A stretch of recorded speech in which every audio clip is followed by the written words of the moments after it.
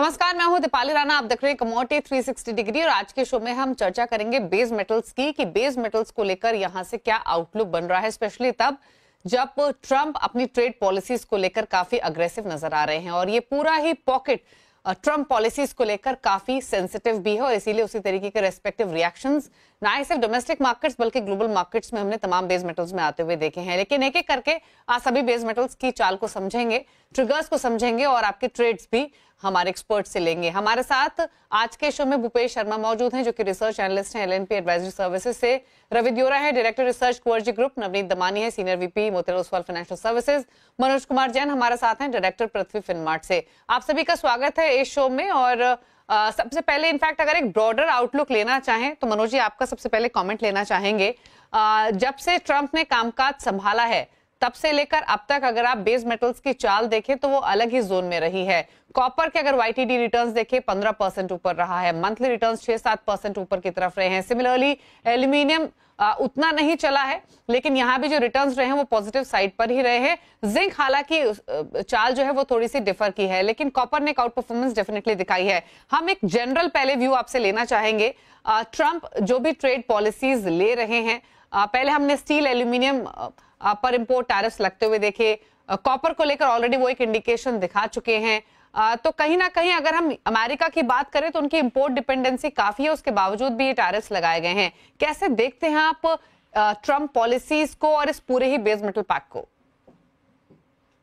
बाली जी बिल्कुल, यहाँ पे हम देख रहे हैं कि मार्केट में जिस तरह से जो टैरिफ को लेकर के जो स्टेटमेंट्स आ रहे हैं यूएस की ओर से, तो निश्चित रूप से यहाँ पे उसके चलते एक वॉलेटिलिटी जो है मार्केट में बढ़ी है और थोड़ा सा हम कह सकते हैं कि एक घबराहट जैसा माहौल भी है क्योंकि टैरिफ को लेकर के अलग अलग स्टेटमेंट्स जो है लगातार आ रहे हैं।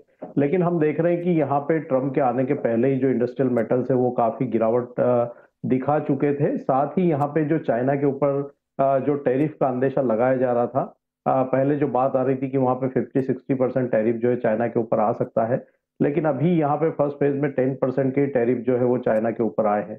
तो उसके चलते हमने देखा है कि निचले स्तरों से एक अच्छी रिकवरी यहाँ पे बेस मेटल पैक में देखने को मिल रही है। दूसरा, यहाँ पे यूएस की तरफ से टैरिफ के अनाउंसमेंट जरूर आ रहे हैं और इम्पोर्ट डिपेंडेंसी काफी ज्यादा है।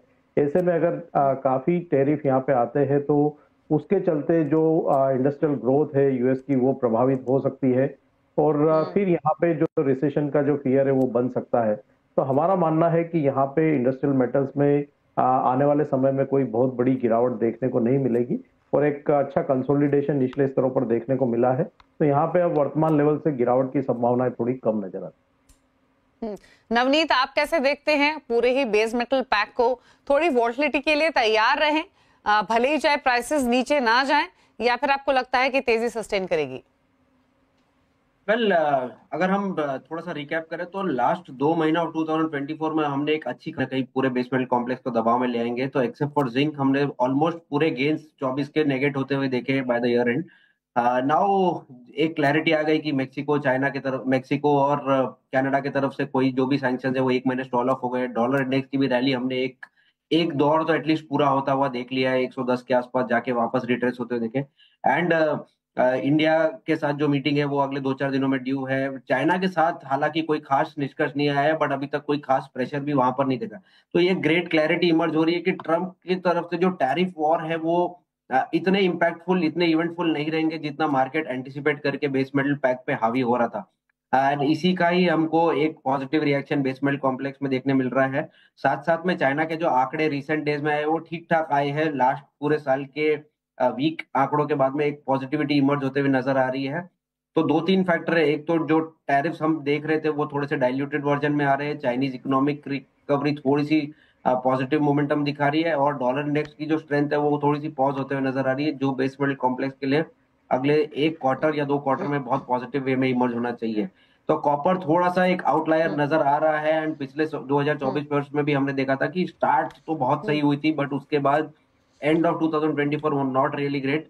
मुझे लगता है कि इस साल की स्टार्ट थोड़ी सी पॉजिटिव हुई है, थोड़ा सा एक कंसोलिडेशन माहौल में अगले 2-3 महीने जा सकता है but eventually trend positive emerge होता हुआ नजर आएगा। 10,000-10,500 डॉलर तक के भी लेवल हमको आने वाले 2 क्वार्टर में कॉपर में आते हुए देखने मिल सकते हैं।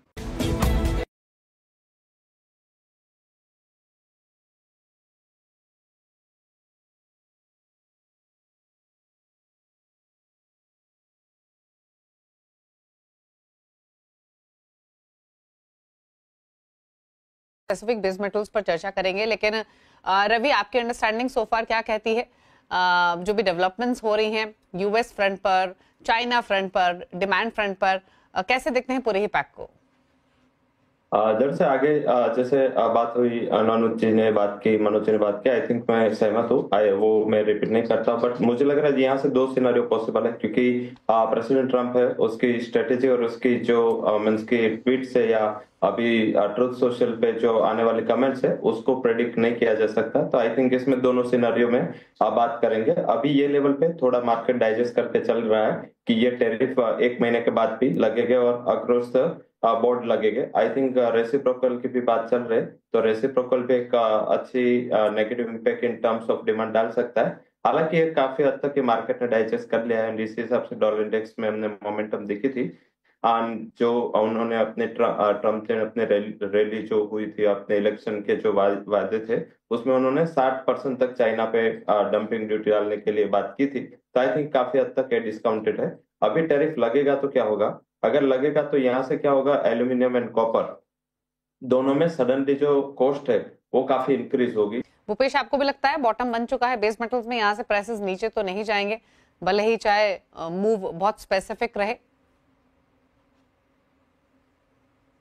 जी नमस्कार। अगर बात करें तो बेस मेटल्स की स्पेसिफिकली कॉपर में, तो कॉपर में मुझे लगता है कि एक बॉटम आउट का प्रोसेस कंप्लीट हो चुका है। जहां तक बात करी जाए प्राइसेस की, तो मुझे लगता है कि आने वाले समय में 830 840 के भाव बहुत आसानी से नहीं पेनिट्रेट होने चाहिए अभी नीचे के तरफ।